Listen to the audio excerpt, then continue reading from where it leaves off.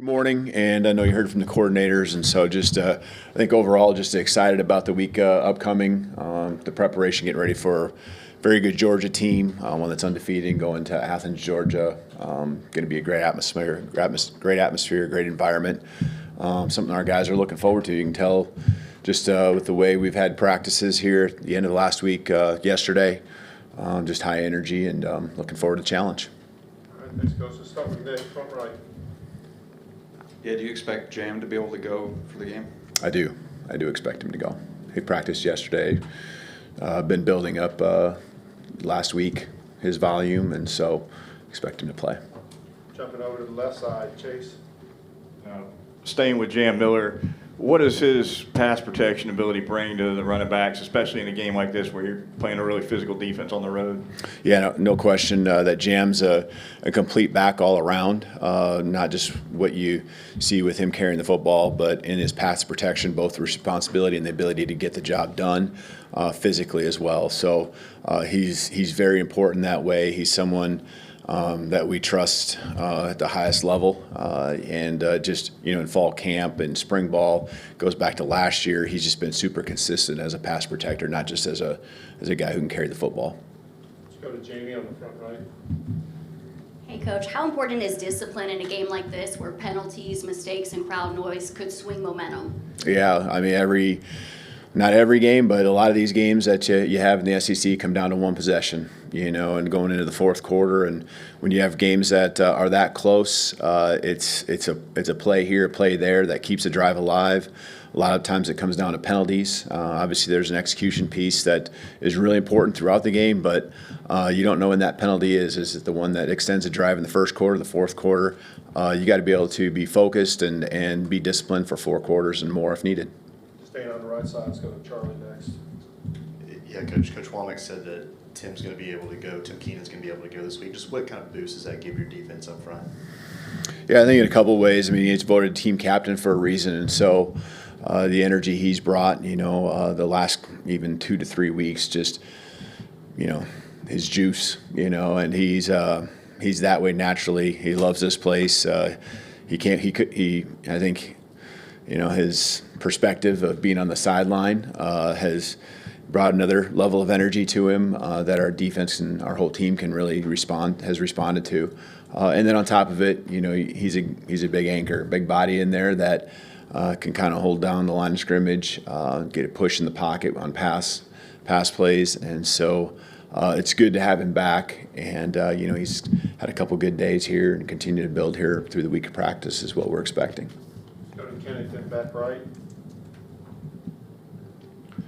Just what have you seen in the last few weeks from the team, could be in game, could be in practice, that gives you confidence that they'll be able to go on the road and execute unlike what happened in week 1?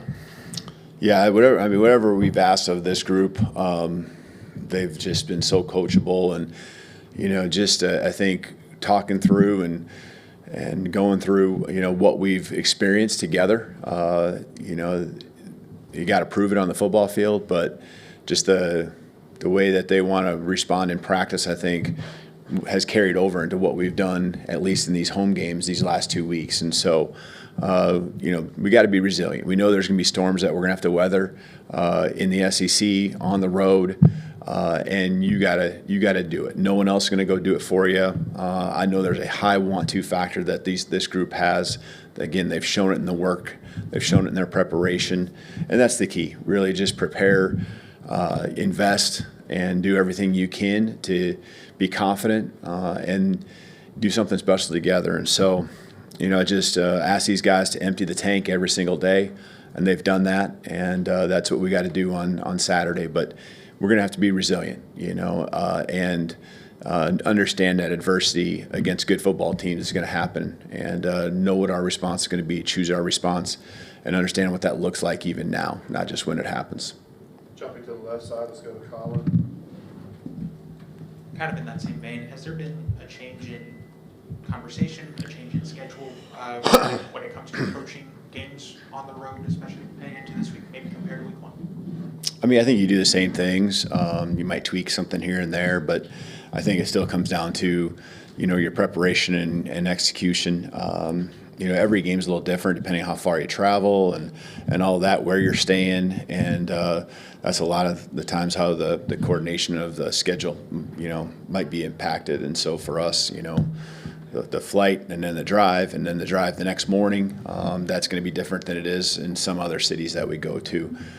So again, it just comes down to keeping the main thing. You are certainly, in our case, always really trying to find the little thing here and there that might, help us with the juice, the energy, whatever it might be. But we also don't want to make something out of nothing. And, we want to make sure we're focused on the right things. And that's just, playing as hard as we can, giving everything we have to our preparation, and going out there and playing physical, sound, disciplined football.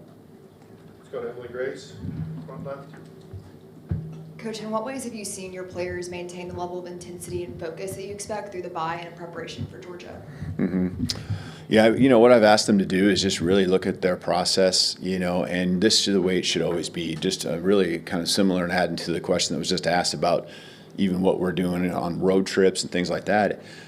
You're always trying to just make things better. And so I don't care if it's how they take notes. What's that system? Is it, color-coded ink that you use? And how can you just make it better for you to be more successful? And so I see that with these guys. I see that with them trying to find just little ways they can make themselves better. It might be with treatments and their schedules. And, they pour so much into it, but you can always make things better. And be smarter about it. And when it comes to practice on the field, I can just see, again, we've focused on moving with purpose. Everything we do, just move with an urgency level that just has great body language and becomes infectious or contagious, I should say, across the team. And so I see that, and the action supports the desires and goals that they have as a team. And really, it's again, goes back to everything I've ever asked them to do. They've always responded. And so that's really what I've asked them to focus on. We're going to finish up with Katie, second row on the left. You talked last week, and then Kane talked earlier about there's got to be better response to adversity on the road. I know last year's game was at home, but how much can you use that game as an example of responding to adversity and then finishing through all 4 quarters? Yeah, and that's it. And it's never over till it's over. And you can, I challenged the guys to watch some football this weekend. And, we pulled up a game or two and tried to learn from what other teams are doing and what happened to them, good and bad. And that, you fight till the very last play. And that's whether you're ahead or whether you're on the wrong end of it at that time. And that example last year was exactly, one that we lived out. And so it was great, and then it was hard, and then we found a way. And so, you play because crazy things happen, and you play because you love to compete, and that's what, our guys are going to do here this Saturday.